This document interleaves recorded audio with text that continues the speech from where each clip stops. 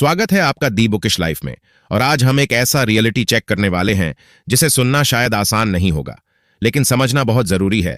आज की modern life बाहर से देखने में बहुत एक्टिव लगती है। हर कोई बिजी दिखता है, हर किसी के हाथ में मोबाइल है, हर किसी के पास कामों की लंबी लिस्ट है, सुबह से रात तक भागदौड़ चलती रहती है। लेकिन सवाल यह है कि क्या हम सच में प्रोडक्टिव हैं या सिर्फ बिजी होने का नाटक कर रहे हैं। दिन कब शुरू होता है और कब खत्म हो जाता है हमें पता ही नहीं चलता। सुबह स्कूल या कॉलेज, फिर ट्यूशन, फिर पढ़ाई, फिर थोड़ा सोशल मीडिया, फिर वीडियो, फिर नोटिफिकेशन, और इसी चक्र में पूरा दिन निकल जाता है। रात को जब बिस्तर पर लेटते हैं तो एक अजीब सी थकान होती है, लेकिन उस थकान के साथ संतुष्टि नहीं होती। दिल के अंदर कहीं ना कहीं यह आवाज आती है कि आज भी कुछ अधूरा रह गया। खासकर इंडियन स्टूडेंट्स और यंग ऑडियंस इस फीलिंग को बहुत गहराई से महसूस करती है, क्योंकि यहां मेहनत करना सिखाया जाता है, लेकिन सही दिशा में समय लगाना नहीं। हमें बताया जाता है कि ज्यादा पढ़ो, ज्यादा काम करो, ज्यादा स्ट्रगल करो, लेकिन यह नहीं बताया जाता कि कब रुकना है, कब सोचने के लिए समय निकालना है और कब एक ही काम पर पूरा फोकस करना है। इसी वजह से हम अक्सर कहते हैं कि हमारे पास समय नहीं है, जबकि सच यह है कि हमारे पास समय है लेकिन कंट्रोल नहीं है। और यहीं से टाइम मैनेजमेंट को लेकर एक बहुत बड़ी गलतफहमी पैदा हो जाती है। हम सोचते हैं कि कोई नया हैक मिल जाए, कोई परफेक्ट रूटीन बन जाए, कोई ऐसा फार्मूला मिल जाए जिससे दिन के 24 घंटे पूरी तरह कंट्रोल में आ जाएं। लेकिन हकीकत यह है कि टाइम मैनेजमेंट कोई ट्रिक नहीं है, यह एक माइंडसेट की समस्या है। अगर दिमाग साफ नहीं है तो सबसे बढ़िया शेड्यूल भी बेकार हो जाता है। हम एक काम करते हुए दूसरे काम के बारे में सोचते रहते हैं, मोबाइल हाथ में होता है लेकिन दिमाग कहीं और भटक रहा होता है, और इसी बिखरे हुए फोकस की वजह से समय धीरे धीरे फिसलता चला जाता है। अब अगर हम जापान जैसे देश को देखें तो वहां की लाइफ बहुत ज्यादा शोर वाली नहीं है। वहां लोग कम समय में भी गहरे फोकस के साथ काम करते हैं। वे लंबे घंटे काम करने को मेहनत नहीं मानते, बल्कि सही समय पर सही काम करने को असली डिसिप्लिन मानते हैं। वहां टाइम को हराने की कोशिश नहीं की जाती, बल्कि टाइम के साथ तालमेल बिठाया जाता है। इसलिए वे बिना ज्यादा दिखावे के, बिना ज्यादा भागदौड़ के साइलेंट तरीके से डीप वर्क कर पाते हैं। और यही फर्क है, वे टाइम को सिर्फ मैनेज नहीं करते बल्कि उसे समझते हैं। और आज की इस वीडियो में हम भी यही समझने की कोशिश करेंगे कि टाइम मैनेजमेंट का मतलब खुद को मशीन बनाना नहीं है, बल्कि अपनी सोच को इतना क्लियर बनाना है कि हर मिनट का इस्तेमाल अपने आप सही जगह होने लगे। क्योंकि जब माइंडसेट बदलता है तभी समय सच में आपके कंट्रोल में आना शुरू करता है। जब हम इस रियलिटी को समझ लेते हैं कि टाइम की दिक्कत घड़ी की नहीं बल्कि सोच की है, तब यहां से एक बहुत जरूरी सवाल पैदा होता है, आखिर हम अपना समय किसके लिए खर्च कर रहे हैं। क्योंकि अगर मंजिल साफ नहीं है तो रास्ते पर कितना भी तेज चल लो, पहुंचने का एहसास नहीं होता। जापान में इसी सवाल का एक बहुत गहरा जवाब दिया गया है, जिसे इकिगाई कहा जाता है। इकिगाई का सीधा सा मतलब कोई मोटिवेशनल लाइन नहीं है, बल्कि वह कारण है जिसकी वजह से आप सुबह बिस्तर से उठते हो, वह वजह जो आपके हर दिन को दिशा देती है। जब किसी इंसान के पास अपना इकिगाई नहीं होता तो उसका समय धीरे धीरे लीक होने लगता है। वह दिन भर कुछ ना कुछ करता रहता है, लेकिन यह तय नहीं कर पाता कि सबसे जरूरी क्या है। कभी पढ़ाई, कभी फोन, कभी किसी और की जिंदगी से तुलना, और इसी कंफ्यूजन में सबसे कीमती चीज यानी समय बह जाता है। खासकर स्टूडेंट लाइफ में यह बहुत साफ दिखता है। एक तरफ पढ़ाई का प्रेशर, दूसरी तरफ करियर को लेकर डर, और तीसरी तरफ समाज की उम्मीदें। ऐसे में अगर यह साफ नहीं है कि आप यह सब क्यों कर रहे हो, तो हर काम बोझ बन जाता है और हर दिन थका देने वाला लगता है।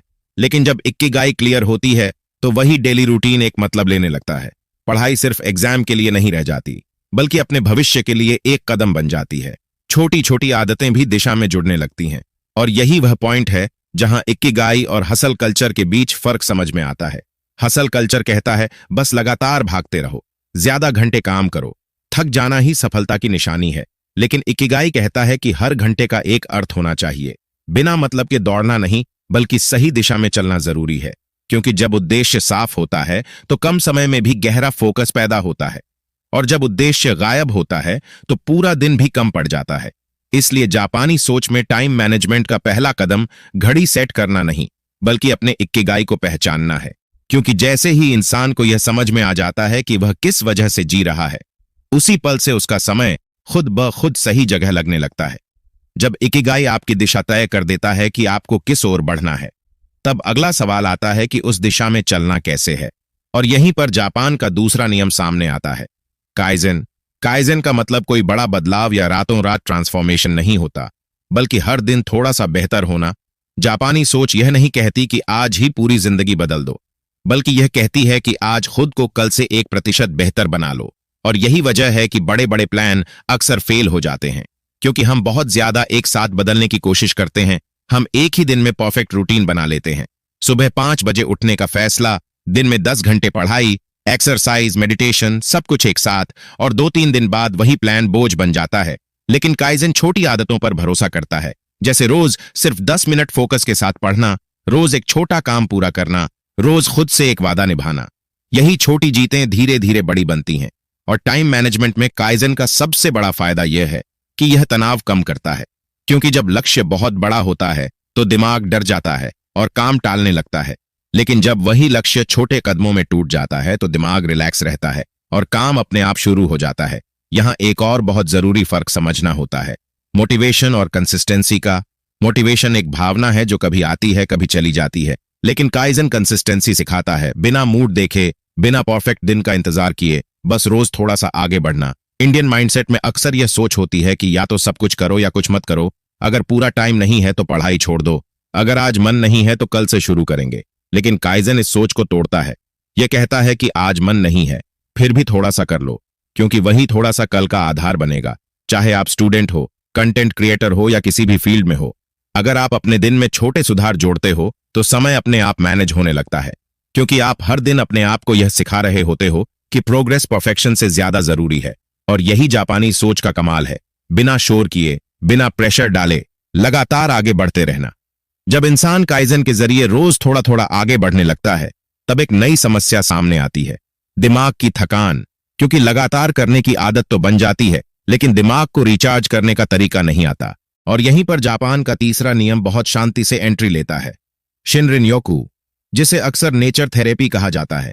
इसका मतलब किसी पहाड़ पर जाकर छुट्टी मनाना या महंगे ट्रिप्स करना नहीं है, बल्कि अपने दिमाग को दोबारा सांस लेने का मौका देना। आज की लाइफ में सबसे बड़ा टाइम लॉस ओवरथिंकिंग की वजह से होता है। हम काम तो कम कर रहे होते हैं, लेकिन सोच बहुत ज्यादा रहे होते हैं। एक ही टास्क को दिमाग में बार बार घुमाते रहते हैं, और इसी मानसिक थकान की वजह से हमारा फोकस टूटता है और समय हाथ से निकल जाता है। ऊपर से लगातार स्क्रीन का इस्तेमाल इस समस्या को और बढ़ा देता है। मोबाइल, लैपटॉप, टैबलेट, हर वक्त आंखें स्क्रीन पर टिकी रहती हैं। हम सोचते हैं कि हम टाइम बचा रहे हैं, लेकिन असल में दिमाग को और ज्यादा थका रहे होते हैं।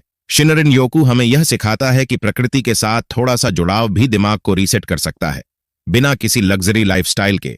सिर्फ सुबह या शाम 10-15 मिनट खुली हवा में चलना, पेड़ों को देखना, आसमान को महसूस करना, यह सब दिमाग की उलझन को धीरे धीरे शांत करता है। जब दिमाग शांत होता है तो फोकस अपने आप बेहतर होता है, और जब फोकस बेहतर होता है तो वही काम कम समय में पूरा हो जाता है। इसलिए नेचर ब्रेक्स आलस नहीं, बल्कि प्रोडक्टिविटी का हिस्सा है। जापानी सोच में काम और आराम को अलग अलग नहीं देखा जाता, दोनों एक दूसरे को सपोर्ट करते हैं। अगर दिमाग साफ है तो समय कम लगता है, और अगर दिमाग भरा हुआ है तो पूरा दिन भी कम पड़ जाता है। शिनरिन योकू यही याद दिलाता है कि टाइम मैनेजमेंट सिर्फ घड़ी देखने का नाम नहीं है, बल्कि दिमाग को सही हालत में रखने का नाम है, क्योंकि क्लियर माइंड के बिना बेहतर फोकस और सही समय का इस्तेमाल मुमकिन ही नहीं है। जब दिमाग शिनरिन योकू के जरिए थोड़ा शांत होना सीख लेता है, तब अगली सबसे बड़ी गलती सामने आती है, जरूरत से ज्यादा करना। और यहीं पर जापान का चौथा नियम बहुत गहराई से समझने लायक बन जाता है, हारा हाचीबू। इसका मतलब होता है 80% पर रुक जाना। जापानी लोग इसे खाने में अपनाते हैं, लेकिन इसकी सोच पूरी जिंदगी पर लागू होती है। आज की दुनिया में हमें यह सिखाया जाता है कि जब तक पूरी तरह थक न जाओ तब तक रुकना नहीं है। ओवरवर्क को सम्मान की तरह दिखाया जाता है, नींद कम लेना, लगातार काम करना, खुद को तोड़ देना, जैसे यही सफलता का सबूत हो। लेकिन हकीकत यह है कि ज्यादा काम करना हमेशा ज्यादा रिजल्ट नहीं देता। कई बार यह सिर्फ बर्नआउट की ओर ले जाता है। खासकर स्टूडेंट्स और क्रिएटर्स के लिए यह बहुत बड़ा जाल है, क्योंकि पढ़ाई हो या कंटेंट बनाना, अगर आप खुद को 100% झोंक देते हो और आराम को कमजोरी समझते हो, तो कुछ समय बाद दिमाग जवाब देने लगता है, फोकस गिर जाता है, इरिटेशन बढ़ जाती है, और वही काम जो पहले आसान लगता था बोझ बन जाता है। हारा हाचीबू हमें यह सिखाता है कि रेस्ट भी प्रोडक्टिविटी का टूल है, यह आलस नहीं है, यह एनर्जी को सही जगह बचाने की कला है। असल में टाइम मैनेजमेंट से ज्यादा जरूरी है एनर्जी मैनेजमेंट, क्योंकि अगर आपके पास समय है लेकिन एनर्जी नहीं है तो आप कुछ भी ठीक से नहीं कर पाओगे। लेकिन अगर एनर्जी सही है तो कम समय में भी अच्छा काम हो जाता है। जापानी डिसिप्लिन यही कहती है कि खुद को पूरी तरह निचोड़ने से पहले रुकना सीखो, ताकि कल फिर से वही क्वालिटी ला सको। इसके उलट इंडियन माइंडसेट अक्सर एक्सट्रीम्स में चलता है, या तो बिल्कुल ढील या फिर बिल्कुल टूट जाने तक मेहनत। बीच का बैलेंस गायब रहता है। परीक्षा के समय पूरी रात जागना, प्रोजेक्ट डेडलाइन पर खुद को खत्म कर लेना और फिर लंबे समय तक कुछ भी न कर पाना, यही साइकिल चलती रहती है। लेकिन हारा हाचीबू इस साइकिल को तोड़ता है। यह कहता है कि जब अभी भी थोड़ा दम बाकी है तभी रुक जाओ, ताकि काम से नफरत पैदा ना हो, ताकि पढ़ाई डर न बने, ताकि क्रिएशन खुशी के साथ जुड़ा रहे। क्योंकि लंबी रेस वही जीतता है जो खुद को संभाल कर चलता है, न कि वह जो शुरुआत में ही सारी ताकत खर्च कर देता है। और जब आप इस सोच को अपना लेते हो तो आपको यह एहसास होने लगता है कि टाइम बचाने का सबसे अच्छा तरीका खुद को जलने से बचाना है। जब इंसान हारा हाचीबू के जरिए खुद को जरूरत से ज्यादा थकाने से बचाना सीख लेता है, तब भी एक सूक्ष्म लेकिन खतरनाक गलती रह जाती है: लगातार भरे रहना। और यहीं पर जापान का 5वां नियम बहुत गहराई से काम करता है। मां का मतलब खालीपन है। जानबूझकर लिया गया पॉज, वह जगह जहां कुछ नहीं हो रहा होता, लेकिन वही जगह सब कुछ संभाल रही होती है। हमारी जिंदगी में अक्सर साइलेंस से डराया जाता है। खाली समय को बर्बादी माना जाता है। अगर कुछ नहीं कर रहे हो तो गिल्ट फील होने लगता है। इसलिए हम एक काम खत्म करते ही तुरंत दूसरे काम में कूद जाते हैं, बिना रुके, बिना सांस लिए। और यही बैक टू बैक टास्क हमारे दिमाग को धीरे धीरे स्लो कर देते हैं। बाहर से हम एक्टिव दिखते हैं, लेकिन अंदर से माइंड थका हुआ और बिखरा रहता है। जापानी सोच कहती है कि हर एक्टिविटी के बीच थोड़ा सा खाली स्पेस होना चाहिए। जैसे संगीत में सुरों के बीच साइलेंस होता है, वही साइलेंस म्यूजिक को खूबसूरत बनाता है। अगर सिर्फ आवाज ही आवाज हो तो शोर बन जाता है। ठीक उसी तरह अगर सिर्फ काम ही काम हो तो दिमाग शोर से भर जाता है। माँ हमें यह सिखाता है कि जानबूझकर रुकना भी एक स्किल है। यह रुकना आलस नहीं बल्कि माइंड को रीसेट करने का तरीका है। जब आप डीप वर्क कर रहे होते हो और बीच में छोटा सा ब्रेक लेते हो, बिना स्क्रीन के, बिना इनपुट के, तब दिमाग अंदर ही अंदर चीजों को प्रोसेस करता है। यही वजह है कि कई बार जवाब या आइडिया काम करते वक्त नहीं बल्कि चुपचाप बैठे हुए आ जाता है। इसे व्हाइट स्पेस थिंकिंग कहा जा सकता है, जहां दिमाग को सोचने की आजादी मिलती है। साइंस की भाषा में कहें तो लगातार फोकस दिमाग के रिसोर्स को थका देता है, लेकिन छोटे पॉज उन रिसोर्स को दोबारा एक्टिव कर देते हैं, जिससे अगला फोकस ज्यादा शार्प हो जाता है।